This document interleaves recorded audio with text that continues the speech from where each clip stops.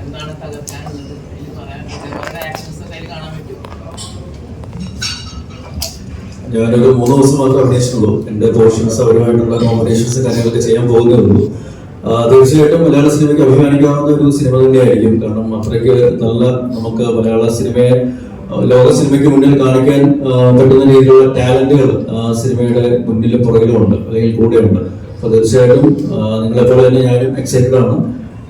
മഹേഷ് എന്ന് പറയുന്നത് നമുക്കറിയാം ടെക്നിക്കലി ഏതെല്ലാം രീതിയിൽ ഒരു സിനിമയെ ഒരു ഹൈലേക്ക് കൊണ്ടുവരാനായിട്ട് സാധിക്കും എന്നുള്ളൊരു സാധിക്കാൻ കഴിവുള്ള ഒരു വ്യക്തിയാണെന്നുള്ളത്, അല്ലെങ്കിൽ ടെക്നീഷ്യൻ ആണെന്നുള്ളത്.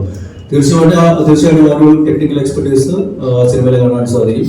ഓഫ്കോഴ്സ് അത് ഇതുവരെ നമ്മളങ്ങനെ കണ്ട് പരിചിതമല്ലാത്ത ഒരു ടെറൈൻ അല്ലെങ്കിൽ ഒരു ബാക്ക്ഡ്രോപ്പിലാണ് പറഞ്ഞു പോകുന്നത്.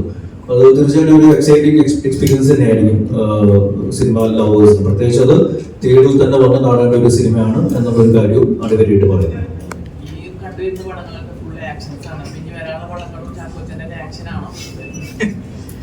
ഞാനിപ്പോ ചെയ്യുന്നത് രതീഷ് പൊതുവാളിന് ശേഷം ഒരു ഫുൾ ലെങ്ത് സിനിമ ഞങ്ങൾ ചെയ്യുകയാണ്.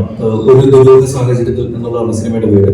അതിൽ കുറച്ചുകൂടെ ഒരു ഫണ്ണും സറ്റയറും അത്യാവശ്യം ബോഡിക്ക് ആക്ഷനും കാര്യങ്ങളൊക്കെ ഉണ്ട്. പക്ഷെ അൾട്ടിമേറ്റ് ഔട്ട് ആൻഡ് ഔട്ട് ഒരു കുറച്ചും കൂടി ഒരു ഹ്യൂമറും കാര്യങ്ങളൊക്കെ ഉള്ള ഒരു സിനിമയായിരിക്കും. അതിൽ ദിലീഷ് പോത്തൻ, സജിൻ ഗോപു, നമ്മുടെ മഞ്ഞുമൽ ബോയ്സ് ഡയറക്ട് ചെയ്ത ചിദംബരം അഭിനയിക്കുന്നുണ്ട്.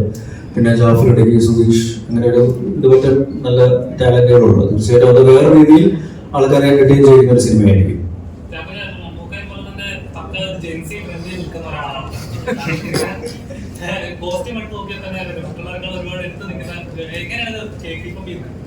എന്റെ ഭാര്യയാണ് അതിന് കാരണക്കാരി. പിന്നെ മമ്മൂക്കയെ നമ്മളെല്ലാവരും ഫോളോ ചെയ്യുന്ന ഒരു ഏറ്റവും ട്രെൻഡീസ് എന്താ പറയുക ഒരു മാൻ ആണ്, അല്ലെങ്കിൽ ഒരു ചാപ്പ് എന്ന് പറയുന്നത് വിളിക്കും. അല്ലാതെ പുള്ളിയാണ് ഏറ്റവും coolest Guy in town now.